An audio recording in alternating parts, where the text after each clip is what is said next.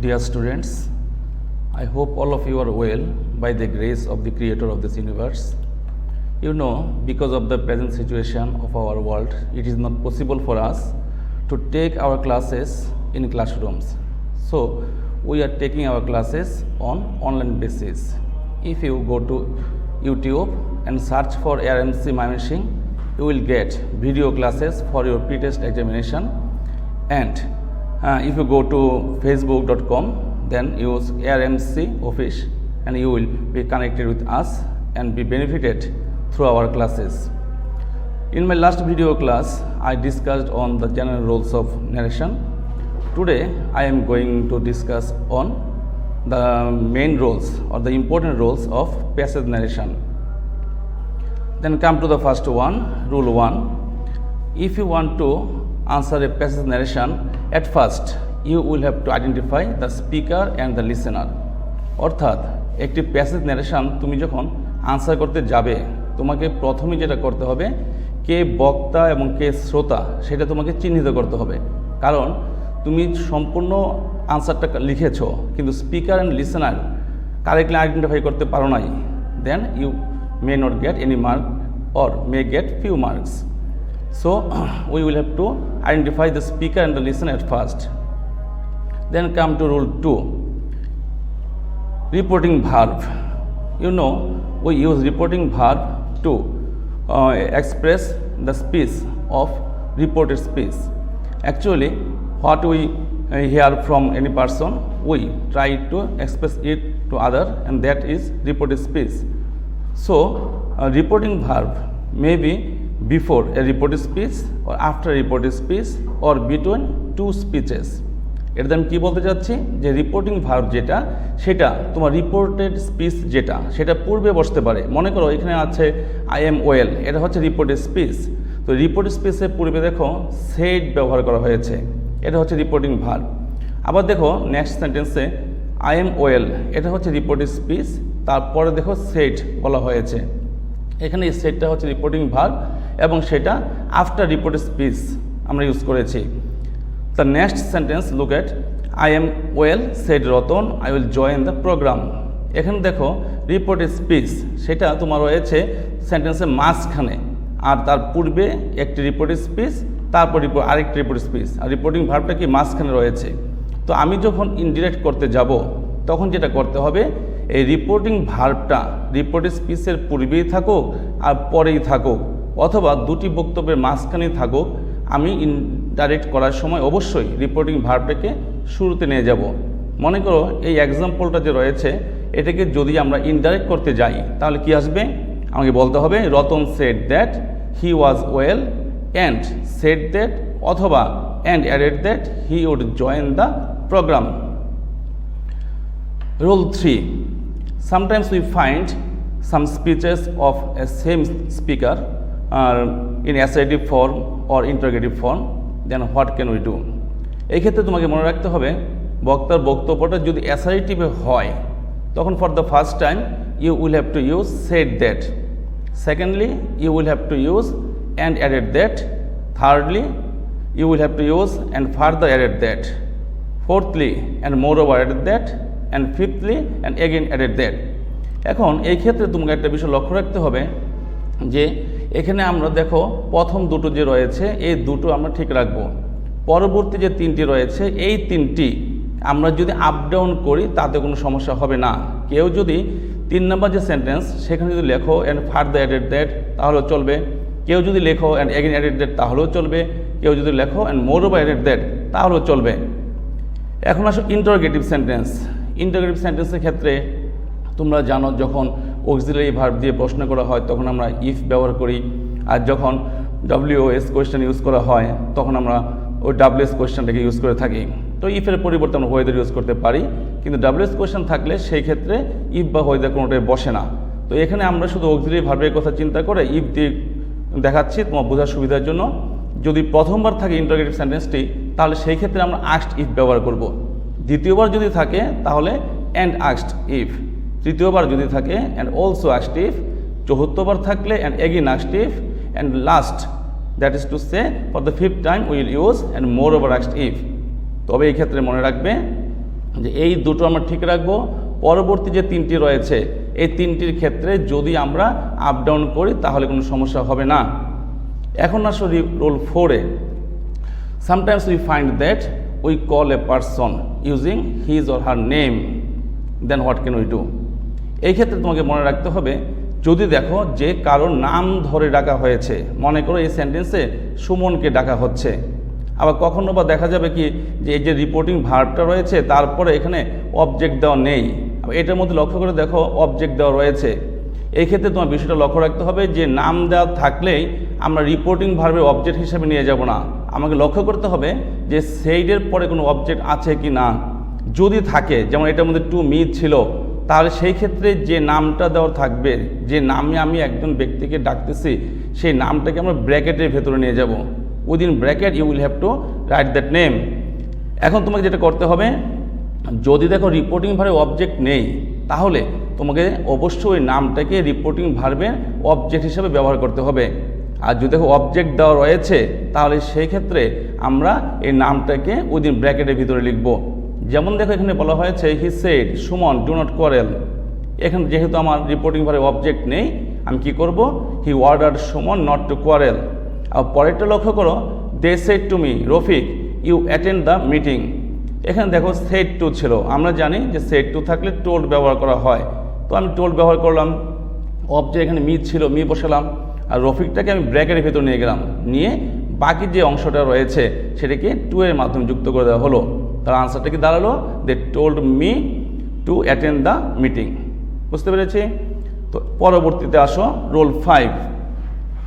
এখানে দেখা যাচ্ছে কি যে আমরা অনেক সময় সেন্টেন্সে কোনো ব্যক্তি বা প্রাণীর সম্পর্ক সূচক সম্বোধন বোঝাই, যেটাকে বলা হয়ে থাকে ভোকেটিভ কেস।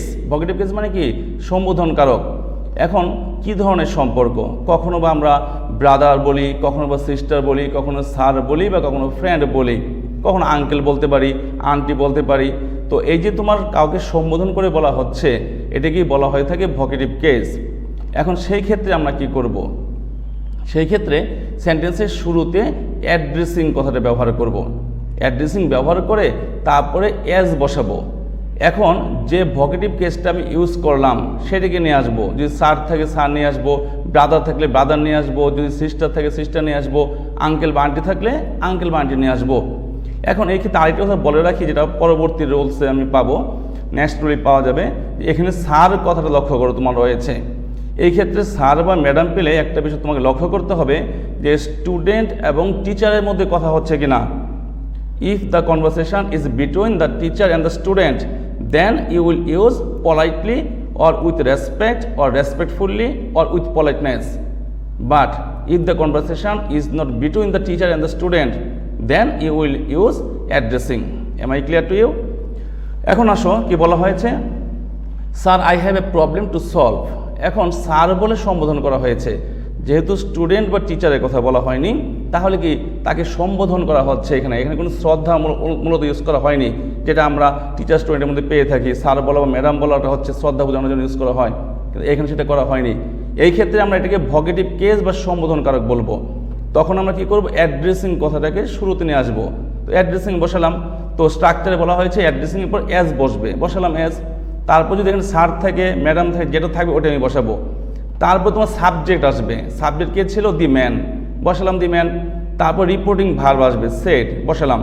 এখন যেহেতু এটা অ্যাসার্টিভ সেন্টেন্স, তাহলে আমাকে কী করতে হবে, দ্যাট ব্যবহার করতে হবে, বসালাম দ্যাট। এখন সেন্টেন্সটা কোন টেন্সে ছিল, I have a problem to solve, মানে present perfect tense. Though it is a present perfect tense, so you will transform it into past perfect tense. So we can say addressing as sir, the man said that he had a problem to solve. The captain said, my friends, be always ready to face your enemy.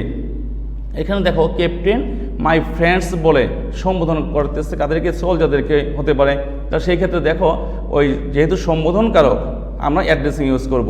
তো নিয়ে আসি আমরা addressing, তাহলে addressing as কি ছিল, my friends. তাহলে my friends তো captain বলতেছে, সেই হিসেবে মাই চেঞ্জ হয়ে সাবজেক্ট অনুযায়ী হিজ হবে। তোমরা জানো আমি জেনারেলে বলেছিলাম যে first person will follow the subject, second person will follow the object, and third person will not be changed. So though we have find here my, So we will have to follow the subject.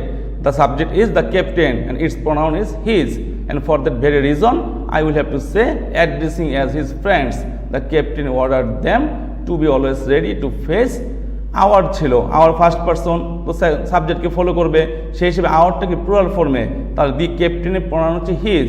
এখন হিজের plural ফর্মটা আমরা কি use করব? দেয়ার, সেই হিসেবে আমরা কি বলবো? To be always ready to face their enemy. আমি আবার বলছি, addressing as his friends the captain order them to be always ready to face their enemy. Next চলে আসো, যেটা অলরেডি বলা হয়েছে যে স্টুডেন্ট এবং টিচারের মধ্যে কথা হলে যদি স্যার থাকে তাহলে আমরা কি ব্যবহার করব? Respectfully or with respect, Hanbali or with humbleness, politely or with politeness. The boy said to the principal, "Sir, please pardon me this time. Here we have found that the conversation is between the boy and the principal. So we will use politely or with respect or respectfully or humbly or with humbleness." Look at the example. The boy said to the principal, "Sir, please pardon me this time." So the answer is the boy politely requested the principal to pardon him. This time we know that for this time we will use that time. So that time. Rule 7. Reporting ভার্বের সাথে অতিরিক্ত অংশ হিসেবে present participle phrase থাকলে indirect স্পিচে তা reporting ভার্বের শুরুতেই ব্যবহৃত হবে। অর্থাৎ যদি তুমি দেখো যে there is a present participle phrase in your direct speech, then you will take it at the beginning of the sentence. Present participle, তুমি জানো যে গত ক্লাসে আমি বলেছিলাম যে প্রেজেন্ট পার্টিসিপল কোনটা? ভার্বের সঙ্গে আইএনজি যুক্ত থাকবে। আর যেহেতু আমি বলেছি প্রেজেন্ট পার্টিসিপল ফ্রেজ, এটা দ্বারা কী বোঝাচ্ছে? যে ভার্বের সঙ্গে আইএনজি থাকবে, তারপর আরও অতিরিক্ত অংশ থাকবে।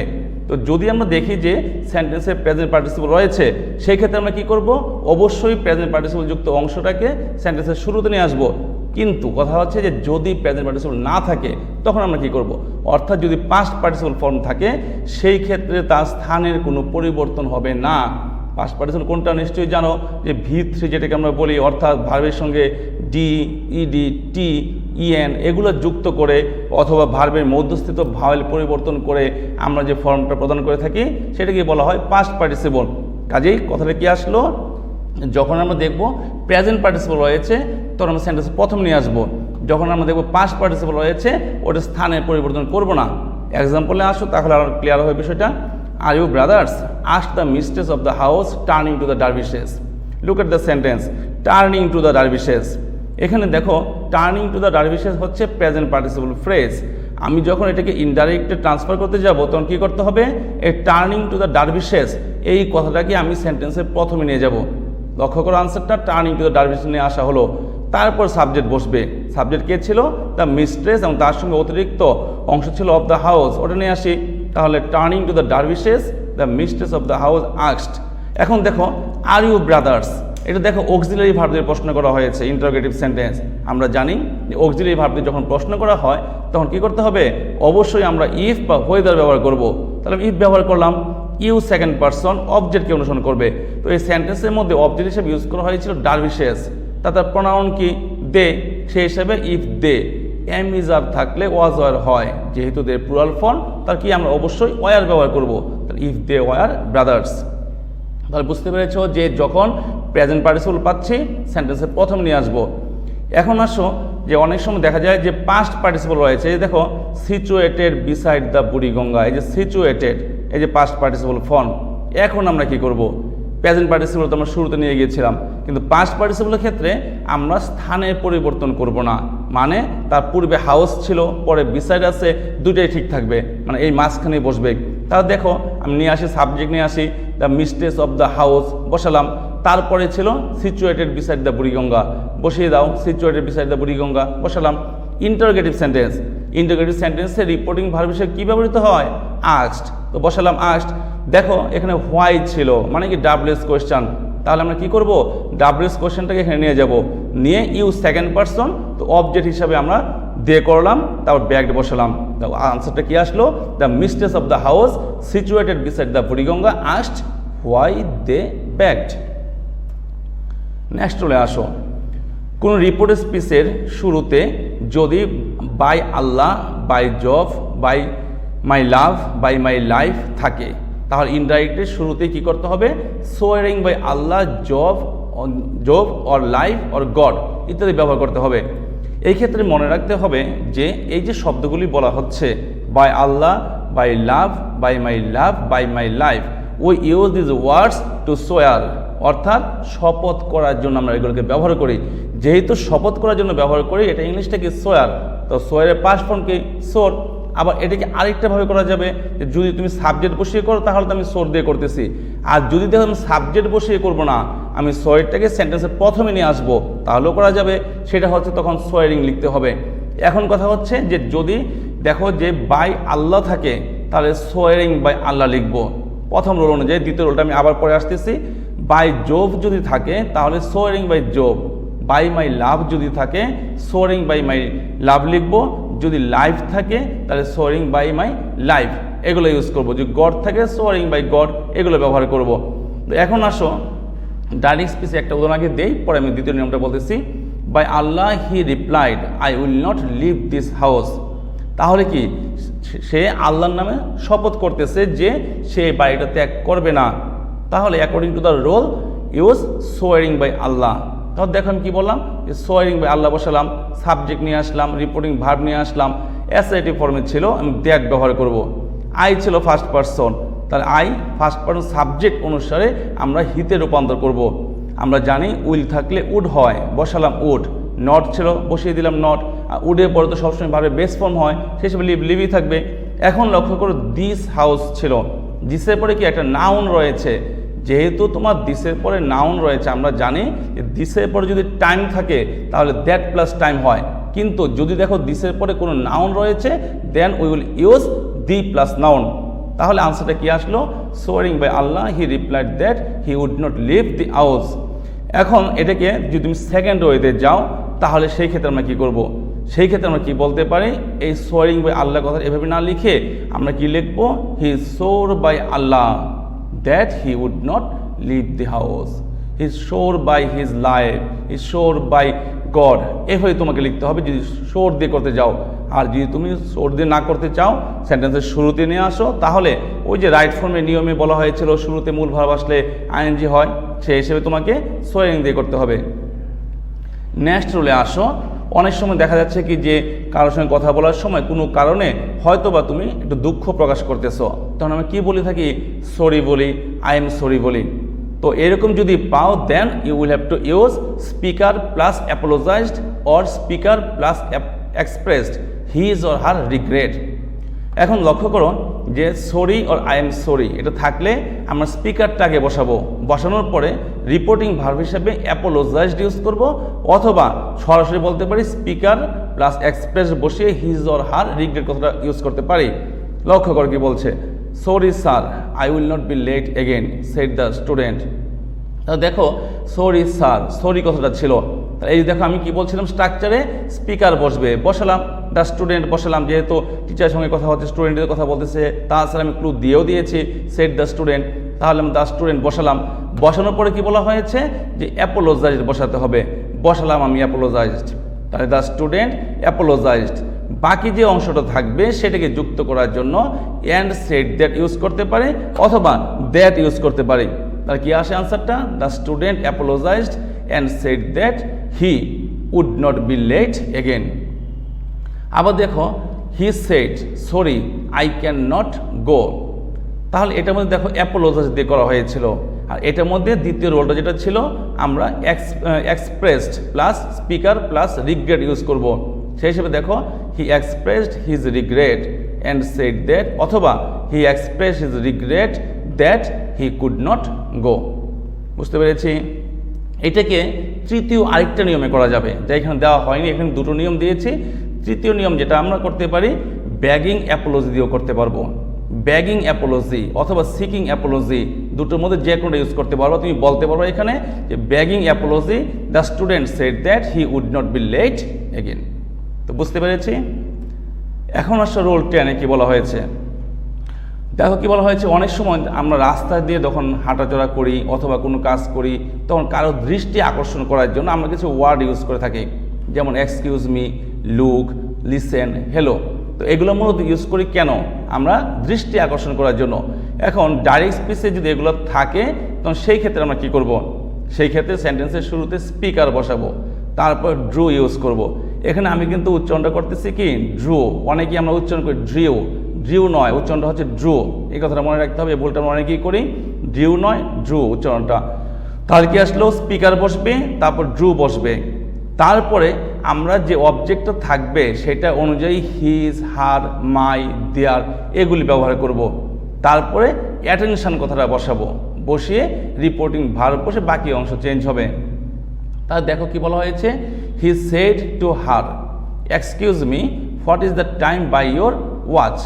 এটাকে দেখো চেঞ্জ করতে গেলে কি আসবে, হি ড্রু হার অ্যাটেনশন। এই দেখো এই এক্সকিউজ মি ছিল, এটার জন্য আমি কি করলাম, ড্রু ব্যবহার করলাম। আর কি বলছিলাম, অবজেক্ট অনুসারে, অবজেক্ট কে ছিল, হার, তো বসিয়ে দিই আমরা হার। তাহলে he drew her attention and asked. কি বলছে, what is the time by your watch, বসাও, হোয়াট ছিল, হোয়াটই বসবে, তাহলে দ্য টাইম আসলো সাবজেক্ট, তো what the time was by her watch. তোমরা জানো ইন্টারোগেটিভ সেন্টেন্সে যখন আমরা ইন্টারোগেটিভ ফর্মে থাকি, ডব্লিউএস কোশ্চেনের পরে অক্সিলারি ভার্ব থাকে, কিন্তু যখন আমরা এটাকে ইনডাইরেক্টে রূপান্তর করতে যাব, এই অক্সিলারি ভার্বটা কিন্তু ডব্লিউএস কোশ্চেনের পরে থাকবে না, সে চলে যাবে সাবজেক্টের পরে, এবং সেটা শেষে গিয়ে কোয়েশ্চেন মার্ক চেঞ্জ হয়ে ফুল স্টপে রূপান্তরিত হবে, কারণ এই সেন্টেন্সটার এখন ইন্টারোগেটিভ নেই, এটা আমাদের এসআইটি ফর্মে চলে আসছে। তো এভাবে করতে হবে। এটাকে আরেকটাভাবে করা যাবে, সেটা হচ্ছে কি, এই যে আমি ইউজ করলাম এখানে হি ড্রু হার অ্যাটেনশন, এটা আমি ইউজ না করে সরাসরি বলতে পারি drawing her attention, drawing her attention, এটা বললেও উত্তর কারেক্ট হবে। তাহলে কি বলতে পারি, drawing her attention he asked her what the time was by her watch. বুঝতে পেরেছি? তার পরবর্তী রুলে আসা যাক, রোল 11। এটা খুবই গুরুত্বপূর্ণ, কারণ প্যাসেজ ন্যারেশনে তুমি প্রায় সময় দেখবে যে একটা অংশ দেওয়া থাকে। If you get a part of a sentence then to write it in indirect form you will have to take help from the previous sentence.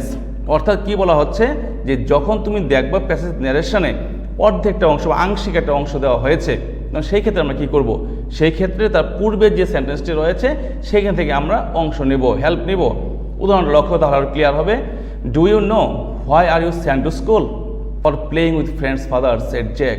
তো বাবা ছেলেকে প্রশ্ন করতেছে যে তুমি কি জানো কেন তোমাকে স্কুলে পাঠানো হয়েছে? তো ছেলে উত্তর দিচ্ছে কি, বন্ধুদের সঙ্গে খেলা করার জন্য।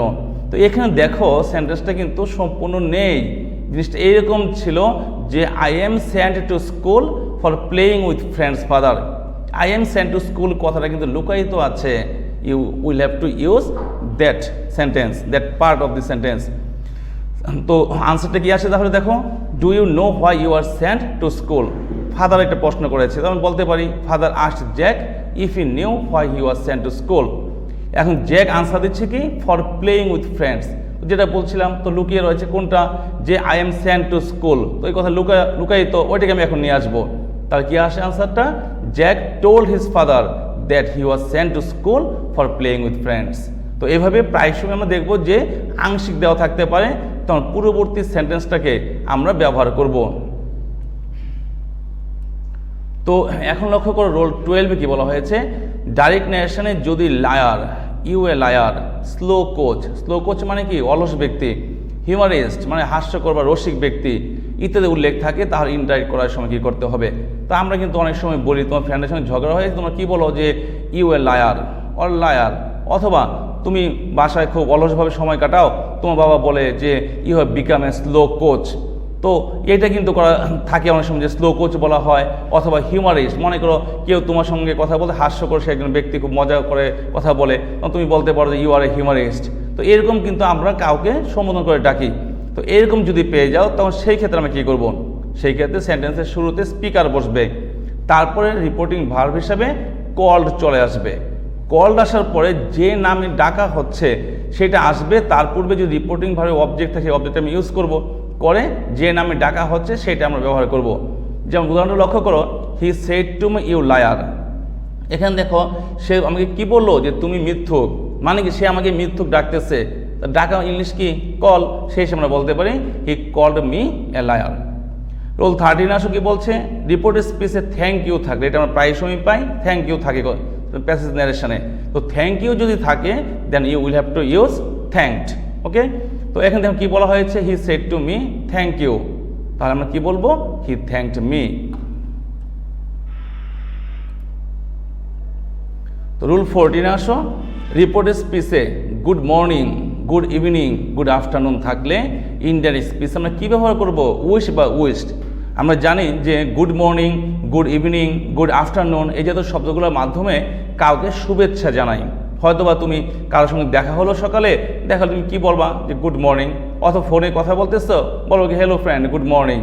সন্ধ্যার সময় কথা বলতেছো বা দুপুরবেলায় কথা বলতেছো কি বলবা যে good evening or good afternoon. তাহলে কি এটা মূলত শুভেচ্ছা জানাই, যেহেতু শুভেচ্ছা জানাচ্ছি সেই হিসেবে আমরা রিপোর্টিং ভার্ব হিসেবে উইশ বা উইশড ব্যবহার করব। যেমন মনে করে বলা হচ্ছে I said to him good morning. তো এখানে লক্ষ্য করো যে আমি তাকে বলেছিলাম গুড মর্নিং, এখানে কিন্তু শুভেচ্ছা জানানো হয়েছে, এখানে কোনো বিদায় জানানো হয়নি। তা সেই হিসাবে I wished him good morning. এটাকে দ্বিতীয় আরেকটা নিয়মে করা যায়, সেটা কীভাবে হবে, I wished good morning to him, ওটা দিলেও কারেক্ট। কেউ যদি বলো যে I wished good morning to him, ওটাও কারেক্ট হবে। কেউ যদি বলো যে I wished him good morning, তাহলে সেটাও কারেক্ট হবে। কিন্তু যখন আমরা কাউকে বিদায় জানাবো তখন কিন্তু আমরা good night, good bye, farewell এই জাতীয় শব্দগুলোকে ব্যবহার করে থাকি। কারণ তুমি রাতের বেলা যখন কারোর সঙ্গে কথা বলতেছো, ফোন রাখার সময় বলো গুড নাইট। নিশ্চয়ই তোমার বাড়িতে কেউ বেড়াতে আসছে, ওই মুহূর্তে তুমি বলো না গুড নাইট, ঠিক আছে, যাওয়ার মুহূর্তে বলো গুড নাইট। তো তাহলে কি বিদায় জানাচ্ছি, গুড বাই সেটাও বিদায় জানানোর জন্য, ফেয়ারওয়েল সেটাও আমরা বিদায় জানানোর জন্য ইউজ করি। তো এইরকম যদি থাকে তাহলে সেই ক্ষেত্রে আমরা কি করব, সেই ক্ষেত্রে অবশ্যই রিপোর্টিং ভার্ব হিসাবে আমরা বেড ব্যবহার করব। প্রেজেন্টে থাকলে বেড, আর পাস্টে থাকলে কি হবে, বেড হবে। যেমন দেখো কি বলছে, he said goodbye my friends, তা চেঞ্জ করলে কি আসবে, he bade his friends goodbye. Liza said to Riaz farewell, তাহলে Liza bade Riaz farewell. Rule 16 আসো, এটা খুবই গুরুত্বপূর্ণ একটি রোল, এটা প্যাসেজ নেশনে প্রায় সময় পেয়ে যাও তোমরা। ইয়েস নো এর পরিবর্তন। তো ইয়েস থাকলে আমরা ছোটোবেলা থেকে পড়ে আসছি, ইয়েস থাকলে তার পরিবর্তে কী ইউজ করি, রিপ্লাইড ইন দ্য অ্যাফার্মেটিভ। যদি নো থাকে তাহলে কী ইউজ করি, রিপ্লাইড ইন দ্য নেগেটিভ। তো এখন কথা হচ্ছে যে অনেক সময় দেখা যায় যে ইয়েস নো এর পরেও আরও কিছু বক্তব্য থাকতে পারে। যদি এরকম কোনো কিছু পেয়ে যায় পরে আরও কিছু বক্তব্য আছে, তাহলে সেই বক্তব্যটাকে যুক্ত করার জন্য আমরা অ্যান্ড সেড দ্যাট অথবা শুধু দ্যাট ব্যবহার করতে পারি। যেমন কি বলা হয়েছে, yes I finished reading the book, I replied. Change করলে কি আসবে, I replied in the affirmative and said that I had finished reading the book. আবার এটাকে দ্বিতীয় নিয়ম করা যায়, I replied in the affirmative that I had finished reading the book. লক্ষ্য করে এখানে কী ছিল, I have finished reading the book, তাহলে কি প্রেজেন্ট পারফেক্ট টেন্স। চেঞ্জ করলে কি হবে, পাস্ট পারফেক্ট টেন্স। তো এটা গেল ইয়েস বা নো এর ওল্ড রোল যেটা। তো ইয়েস নো এর নতুন যে রোল বর্তমানে আমরা যেটাকে ইউজ করে থাকি সেটা ক্ষেত্রে কি বলা হয়েছে, এই ক্ষেত্রে আমরা রিপ্লাইড ইন দ্য অ্যাফার্মেটিভ অথবা রিপ্লাইড ইন দ্য নেগেটিভ এই কথাটাকে ব্যবহার করব না। না করে hidden part of the sentence will be used, অর্থাৎ যে অংশটা যে কথাটা লুকায়িত রয়েছে সেটাকে আমরা ব্যবহার করব। মনে করো এখানে বলা হয়েছে the farmer said to his son are you ill, no the son replied. এখানে দেখো আমি শুধু নো বলেছি, হ্যাঁ যদি কেউ ওল্ড ইংলিশ নিয়মে করো যে দি সান রিপ্লাইড ইন দ্য নেগেটিভ হবে, ওটা ভুল না, তারপরেও একটু কন্ট্রাডিকশন থেকে যায়। সব টিচার তো সমান না, হয়তো কারো দৃষ্টিতে সেটা ভালো লাগতে নাও পারে, নাম্বার একটু কমে গেল, প্যাসেজ নারেশন, তোমার রিস্ক নেওয়ার দরকারটা কি। তো সেই হিসাবে আমার নোয়ের জন্য রিপ্লাইড ইন দ্য নেগেটিভ ব্যবহার করবো না, না করে যেটা লুকায়িত অংশ রয়েছে ওটা আমি বের করে নিয়ে আসবো। এখন তুমি সিম্পল চিন্তা করো যে the farmer said to his son are you ill, are you ill, তাহলে উত্তরটা কি হওয়া উচিত ছিল, নো আই এম নট। তা আই এম নট কথাটা কিন্তু এখানে হিডেন অর্থাৎ লুকায়িত রয়েছে। ইনডাইরেক্ট করার সময় মডার্ন ইংলিশে বলা হচ্ছে যে রিপ্লাইড ইন দ্য নেগেটিভ না ইউজ করে অথবা replied in the affirmative use না করে যেটা আমার লুকায়িত ওটাকে আমি নিয়ে আসবো। তা the farmer asked his son if he was ill, the son replied that he was not. তো এতক্ষণ আমরা প্যাসেজ ন্যারেশনে যে রোলগুলি ছিল সেইগুলি মোটামুটি আলোচনা করেছি। এখন তোমাদের বোঝার সুবিধার জন্য আমরা কয়েকটা প্র্যাকটিসে যাচ্ছি, অনুশীলনে যাচ্ছি, সেগুলো খুব ভালো করে মন দিয়ে লক্ষ্য করো, তাহলে আমার মনে হয় ক্লিয়ার হয়ে যাবে। এবং তোমরা আজকেই এই পড়াটা শেষ হওয়ার পরেই ওই মডেল কোশ্চেন থেকে ওই প্যাসেজ ন্যারেশন বেশ কিছু এক্সারসাইজ করার চেষ্টা করবে। লক্ষ্য করো কি বলা হয়েছে, why are you loitering here and there now, are you in trouble said the school teacher. I am loitering because I have none to take care of me, said the boy. তাহলে আমি বুঝে গেলাম যে এখানে কে speaker কে listener. ওই যে first রুলে বলা হয়েছিল যে at first you will have to identify the speaker and the listener, here the speaker is the teacher and the listener is the boy. So the answer is the school teacher asked the boy why he was loitering here and there then. Are you in trouble, এখানে দেখো দ্বিতীয় একটা কথা বলা, দ্বিতীয়বার বলা হচ্ছে interrogative sentence. তাহলে অ্যান্ড দিয়ে আমি যুক্ত করে দিতে পারি, and asked if he was in trouble. I am loitering because I have none to take care of me said the boy. আনসারটা কী হতে পারে?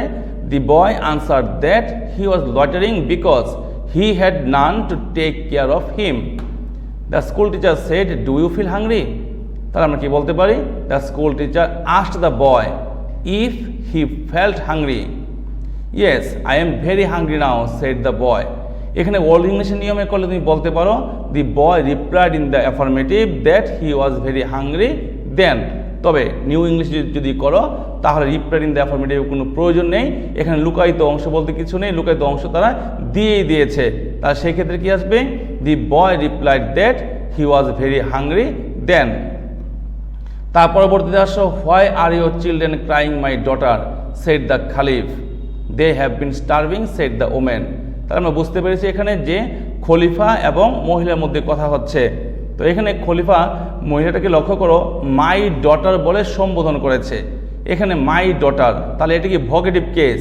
আমরা জানি যে ভগেটিভ কেস তাহলে কী করতে হয়? অ্যাড্রেসিং এস কথাটা আনতে হয়। তাহলে আমরা কি বলতে পারি? Addressing the women as daughter, the Caliph asked why her children were crying. They have been starving, said the woman. The answer কি আসবে?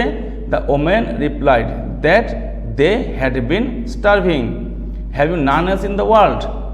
এটা কে প্রশ্নটা করেছে ক্লিয়ার করে বলা হয়নি, কিন্তু আমরা প্যাসেজটা পড়ে বুঝতে পেরেছি এই প্রশ্নটা করেছে খলিফা। তাহলে আমরা কি বলতে পারি?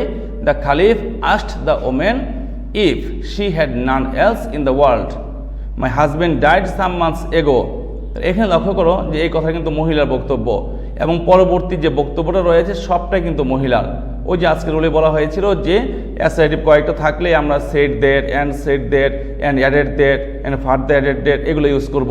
তো এখানে আমরা বলতে পারি the woman replied that her husband, যেহেতু পাস্ট ইনডিফিনিট টেন্সে ছিল পাস্ট পারফেক্টে করতে হবে। তাহলে the woman replied that her husband had died some months ago and added that he had left them neither any money nor any property. এখন so কথাটা ছিল, ইচ্ছা করলে আমরা and so এর মাধ্যমে যুক্ত করতে পারবো। and so they were in great distress, they have to starve। তাহলে আমরা বলতে পারি the woman further said that they had to starve whenever she failed to get anything for them to eat. Number 3 আসো, have you learned your lessons? Father said to Arman. তাহলে আমরা বুঝতে পেরেছি এখানে আরমান এবং তার বাবার মধ্যে কথা হচ্ছে। তা আমরা কি বলতে পারি? Father asked Arman if he had learned his lessons. No I have forgotten said he. তা আমরা কি বলতে পারি? যে হি সেডও বলতে পারবো অথবা আরমান বলাটা ভালো সুন্দর হয়। আমরা বলতে পারি Arman said that he had forgotten. আর যদি ওল্ড ইংলিশে করো তাহলে বলতে হবে Arman replied in the negative and said that he had forgotten. That's very bad, you must be more careful. তাহলে এই বক্তব্যটা কিন্তু সম্পূর্ণটা এখান থেকে এই পর্যন্ত সবটা কিন্তু বাবার বক্তব্য। তার আমরা বলতে পারি যে হিজ ফাদার, অথবা সরাসরি ফাদারও বলতে পারবো। তাহলে father said that was very bad. তবে অনেকেই লক্ষ্য করবে যে ইদানিং অনেক ক্ষেত্রে বিভিন্ন বই আমরা লক্ষ্য করি যে দ্যাটস ছিল এখানে, দ্যাটের পরে যে অক্সিলারি ভার্ব থাকে তাহলে আমরা দ্যাট না রেখে ইট লিখতে পারি, ইট লেখাটা ভালো হয়। তাহলে আমরা বলতে পারি যে father said that it was very bad. আর কেউ যদি বলো যে father said that was very bad তাহলেও কারেক্ট, ওটা ভুল না। অ্যান্ড অ্যাডেড দ্যাট ইউ ছিল, তাহলে হি হবে হি। মাস্ট থাকলে আমরা জানি যে হ্যাভ টু বা হ্যাড টু হয়। তাহলে he had to be more careful about his preparation for the examination. By doing so you can make a good result. আমরা বলতে পারি ফাদার সেড দ্যাট, অথবা আবার বলতে পারি যেহেতু ফাদারের বক্তব্য অনেকগুলি চলতেছে ফাদার এগেইন সেড ইউজ করো। আমরা বলতে পারি যে ফাদার এগেইন সেড দ্যাট হি এর পরে ব্র্যাকেটে আর মানে এ লিখে দিবা। তাহলে কি আসলো যে father again said that he could make a good result by doing so. Thank you very much for your time advice. তাহলে এই বক্তব্যটা কার? আরমানের বক্তব্য। আমরা সরাসরি বলতে পারি Arman thanked his father very much for his timely advice, কারণ আমরা কিছুক্ষণ আগে পড়ে আসলাম যে থ্যাংক ইউ থাকলে থ্যাঙ্ক ইউজ করতে পারি। রুল 4-এ আসো কি বলা হয়েছে, follow my example, she said when we shook hands and never eat more than one thing for lunch on.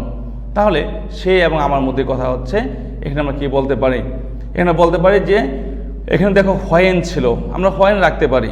আবার কেউ যদি এখানে হোয়াইল দিয়ে করো তাহলে ভুল হবে না, হোয়েন রাখলে এই টেন্সটা ফলো করতে হবে। আর যদি হোয়াইল লিখো তাহলে হোয়াইল শেকিং করতে হবে, তখন আর শুক থাকবে না। তার মানে কি বলতে পারি, হোয়েন উই শুক হ্যান্ডস অথবা while shaking hands she advised me or she told me to follow her example and not to eat more than one thing for lunch on. কেউ যদি এখানে লেখো নট টু না লিখে never two লেখো, ওটাও ভুল হবে না, ওটাও correct. I will do better than that I retorted, তাই বলতে পারি যে I retorted that I would do better than that. I will eat nothing for dinner tonight, এটা কিন্তু আমারই বক্তব্য। তাহলে আমরা কি বলতে পারি যে আই অ্যাডেড দ্যাট অথবা I also said that I would eat nothing for dinner tonight থাকলে দ্যাট নাইট, তাহলে I would eat nothing for dinner that night. এখন বলা হচ্ছে কি হিউমারিস্ট, কিছুক্ষণ আগে নিয়মটা পড়ানো হয়েছে যে হিউমারিস্ট থাকলে আমরা কল্ড ইউজ করতে পারি। এখন দেখো কি বলা হয়েছে, humorist she cried gaily jumping into cab. দুইটা রুল লক্ষ্য করুন, হিউমারিস্ট ছিল কল্ড ইউজ করব, আবার জাম্পিং ইনটু এ ক্যাব ছিল। তাহলে কি এটা হচ্ছে প্রেজেন্ট পার্টিসিপল। তো প্রেজেন্ট পার্টিসিপলকে আমরা সেন্টেন্সের শুরুতে নিয়ে আসতে পারি, কি বলতে পারি, jumping into a cab she cried gaily and called me a humorist. আবার বলতেছি jumping into a cab she cried gaily and called me a humorist. তো নেক্সট এক্সাম্পলে আসো 5, কি বলা হয়েছে, returning home my mother said to me your progress in studies is very slow, you always move about with a group of your friends. তাহলে দেখো এটা মার বক্তব্য হচ্ছে, পরে বলা হচ্ছে কি আর এন টি আইডি সম্পূর্ণ তোমার মার বক্তব্য, তারপরে দিয়ে আবার আমার বক্তব্য। তাহলে এখানে মি এবং মাই মাদার দুজনের মধ্যে কথোপকথন হচ্ছে। এখানে আমরা কি বলতে পারি, রিটার্নিং হোম ছিল present participle, so you need not to change this part, you will write returning home my mother said to me that my progress in studies was very slow and said that I always moved about with a group of my friends. পরেরটা কিন্তু মার বক্তব্যই, তার মানে কি বলতে পারি, এখানে প্রশ্ন করা হচ্ছে, তার মানে কি বলবো, মাই মাদার আস্কড মি, এখানে কি ছিল, আরেন্ট ছিল, তাহলে ইফ আনতে হবে। তাহলে আমরা আনসারটা কি পাবো, my mother asked me if I wasn't idling away my time with them, can't you be more serious. My mother also asked me if I couldn't, can't ছিল তাহলে কুডেন্ট হবে, if I couldn't be more serious. I am sorry and I will amend myself, I replied. তাহলে এই দেখো I am sorry ছিল, দুঃখ প্রকাশ করা হচ্ছে, তাহলে আমি অ্যাপোলোজাইজ কথাটা ইউজ করতে পারি। তাহলে আমি বলতে পারি I apologized and said that I would amend myself. He said my sons a great treasure lies hidden in the estate I am about to leave you, where is it hidden said the sons. এখানে লক্ষ্য করো পিতা এবং পুত্রদের মধ্যে কথা হচ্ছে, এবং হিটা হচ্ছে এখানে মূলত এই যে দি ওল্ড ম্যান, এটাই হচ্ছে তোমার সাবজেক্ট। তাহলে আমরা কি বলতে পারি, the old man addressed his son, অথবা বলতে পারি addressing his sons, the old man said that a great treasure lay hidden in the estate he was about to leave them, where is it hidden said the sons. তার ছেলের এখানে প্রশ্ন করতেছে এটা কোথায় লুকায়িত রয়েছে, আমরা কি বলতে পারি, the sons asked their father where it was hidden. I am about to tell you said the old man, এটা বৃদ্ধ লোকের কথা, তাহলে আমরা বলতে পারি the old man said that he was about to tell them. পরে কি বলা হচ্ছে, but you must dig the land for it, তাহলে এখানে আবার বলতে হবে the old man also said that they had to dig the land for it. Next আসো কি বলা হয়েছে, where do you like to go sir said the ticket officer to the passenger. এখানে দেখো টিকিট অফিসার এবং ওই প্যাসেঞ্জারের মধ্যে কথা হচ্ছে, কোনো টিচার বা স্টুডেন্টের মধ্যে কথা হচ্ছে না। তাহলে এই যে দেখো কিছুক্ষণ আগে পড়ানো হয়েছে যে যেহেতু টিচার এবং স্টুডেন্টের মধ্যে কথা হচ্ছে না, তাহলে স্যার বলতে এখানে সম্বোধন করা হচ্ছে। এখানে আমরা অ্যাড্রেসিং কথা ইউজ করতে পারি। তা কি বলতে পারি যে addressing the passenger as sir, the ticket officer asked where he liked to go. I want to go to Chittagong said the passenger. তাহলে প্যাসেঞ্জার কি বললো যে সে চট্টগ্রাম যেতে চাচ্ছে, তাহলে আমরা বলতে পারি the passenger said that he wanted to go to Chittagong. How many tickets do you need. তাহলে এই যে দেখো এটা কে বলা হচ্ছে, উল্লেখ করি নাই, তাহলে এখানে কিন্তু বলতেছে মূলত টিকিট অফিসারের কথাটা। তাহলে আমরা বলতে পারি the ticket officer asked the passenger how many tickets he needed. I need 5 tickets. তো এই কথাটা হচ্ছে ওই প্যাসেঞ্জারের বক্তব্য। তাই বলতে পারি the passenger replied that he needed 5 tickets. Here are the tickets, they will cost 1000 taka. তো এটা থেকে আমরা বুঝতে পেরেছি যে এই বক্তব্যটা হচ্ছে টিকিট অফিসারের। তাহলে আমরা এখানে বলতে পারি the ticket officer said that there were the tickets and added that they would cost 1000 taka. এইটা আসো কি বলা হয়েছে, why did you stop me, I didn't do anything wrong did I, asked Riyad. You are driving too fast said the traffic sergeant. তাহলে এখানে তো traffic sergeant এবং রিয়াদের মধ্যে কথা হচ্ছে। আমরা কি বলতে পারি, Riyad asked traffic sergeant why he had stopped him and said that he hadn't done anything wrong. এখন আসলে কি বলা হচ্ছে, you are driving too fast said the traffic sergeant giving him a glare. এই লক্ষ্য করো গিভিং হিম এ গ্লেয়ার, এখানে present participle রয়েছে। তো এটাকে আমি প্রথম নিয়ে আসতে পারি, কি বলতে পারি, giving him a glare the traffic sergeant said that he was driving. হিয়ের পরে অবশ্যই রিয়াদে আর লিখে দিতে হবে। তাহলে এখানে ওয়ার ছিল, তাহলে হ্যাড বিন হবে, he had been driving too fast. তারপর বলছে কি, now show me your driving licence. তাহলে ট্রাফিক সার্জেন্টের বক্তব্য এটা। তো আমরা কী বলবো, the traffic sergeant told Riyad then to show him his driving licence.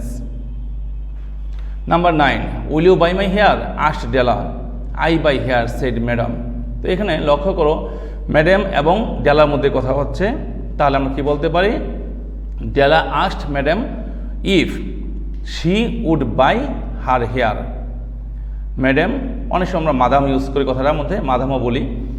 তাহলে বলতে পারো মাদামও বলতে পারো, ম্যাডাম বলে হবে। তাহলে আমরা কি বলতে পারি যে madam replied that she but here take your head off. তার এই বক্তব্যটা কিন্তু মাদামেরই বক্তব্য।